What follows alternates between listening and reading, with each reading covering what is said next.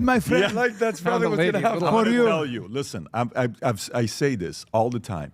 Out of all the best characters in comedy movies, what he did in that is my top 5. Like Hangover. And I'm telling you all time. And I watch comedy. Yeah. That character, he is in the top 5 of the funniest characters. I would go back and watch it again and again and again. It's that funny. Anyway, great to have you on. Great to have you on. Great to have you here. I miss you guys. Yeah, I love, by the way, Bryan was here at 7:30 in the morning. We were all showing up late. He came and said, guys, where is everybody? And we're like, all right, Bryan's here. I had to get a workout. We got, we're ready to go. We got a lot of stories. He's got a Yanni tattoo on his back. Yes. Yeah. All right. You know what? I'm going to get you a Garshuk. I got you. You know, it's a hip hop and everything. I mean, I always wonder why we take from our women where we came from our women, and they hate on their women. I just don't understand. Thank you, Tupac. Respect to you. All right. The one to dap you up. Listen, the one take from our women and make with our women. Hey, Tom, I don't know if you know this. The blacker the berry, the sweeter the juice. Oh, damn. I don't know. The one artistic medium that's exempt from age is stand-up comedy, ladies and gentlemen. So that's all I have to say. And where you at? Where you at? Miami Improv this weekend, baby. Tonight, tomorrow, and Sunday. 3 days? Tonight, tomorrow, and Sunday. Yeah, Vinny, you hey, come can by. we put the link below? There he is. Put the link below for the schedule. Put it in the chat. Put it in the description. Go support the man in town. Funny as hell, like I said at the beginning. Top 5 scenes in movies that I will watch over and over again. He was one of them. And that's the scene when they go to, you motherfucker. You don't remember me, Andy? I thought this guy was going to eat my dick. Callen, look. Vinny, look at this. Realtors and comedians always using the 10-year-old picture. I know, dude. I know. I got to get better. Looks good. I got to get better. All right, gang. Have a great weekend. Oh, by the way, we're not doing podcasts on Monday, right? No podcast on Monday? I don't think we don't have a podcast. I don't know if we are. We're in the military, dude. Nobody holds a gun like this. Back then it was like this. Who knows? But I couldn't even get a good enough score.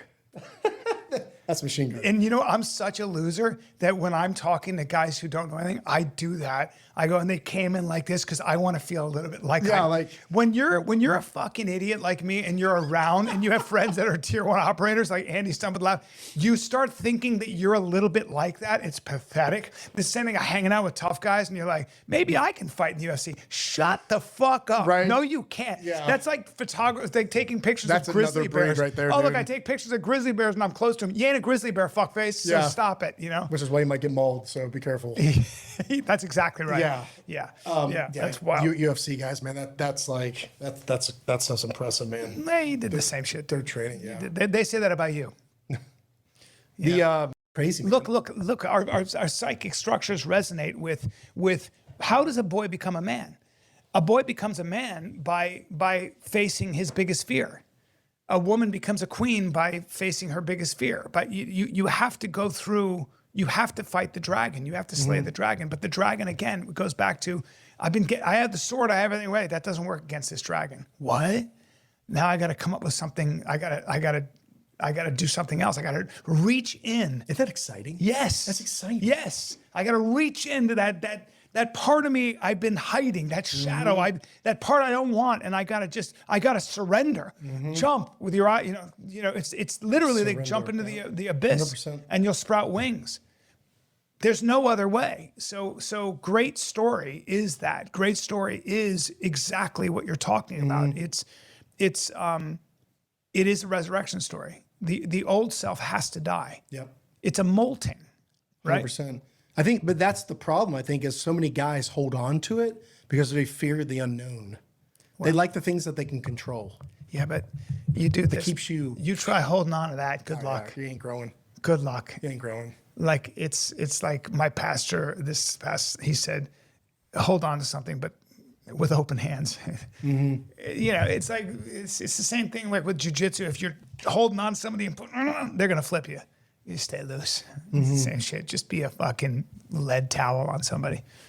It's all counterintuitive, So, but I got into stand up because that's what I did. Then I got into podcasting because I was acting and acting was good to me, and I was on a show and all that stuff. And I was always working in Hollywood, but there was no certainty with acting. So so Rogan was doing a podcast, told me to start a podcast, and then ultimately we did Fighter and the Kid, which became this big thing. And then Yeah, but this is the kind of thing I like doing, because when do you get a chance to sit across somebody and actually talk about shit that's important? We have to sit still and talk and figure shit out, and find common ground and learn. That's the gift of podcasting. I think. There's probably too many of them, of course, but There's a lot of noise, but I think there's a lot of ones that produce. Bryan Callen hates doing a podcast with Brendan Schaub and wants to move on from it. He can't, though. He needs that $25,000 every month. But, I mean, he goes on PBD, kind of humiliates himself. Oh, what a boring appearance, by the way. But doesn't even bring up the fighter and the kid, just there to promote his stand-up gigs. And then does his own podcast, mentions the fighter and the kid, but in a conversation about having to reinvent yourself, and then disses Schaub by saying, it's nice to do a podcast where you're actually going to focus and talk to somebody about something, because he hates doing that podcast. He's hated doing that podcast for a long time now. You got to remember, when the allegations first came against Callen and Schaub threw him off the podcast, Callen went and did a podcast with Sam Tripoli, that Conspiracy Social Club, a.k.a. Deepwater's podcast. And even though it was behind the paywall, it was actually quite successful. It was a successful podcast. But Schaub screwed up with Malik B and Chappelle Lacey and had to get rid of them and needed Callen back. And had to up his pay, because Schaub used to pay Callen $15,000 a month. We know this from Malik B. Now we know he makes $25,000 a month. So in order to get Callen to quit the podcast with Sam Tripoli, Schaub had to up that payment by $10,000 from 15 to 25.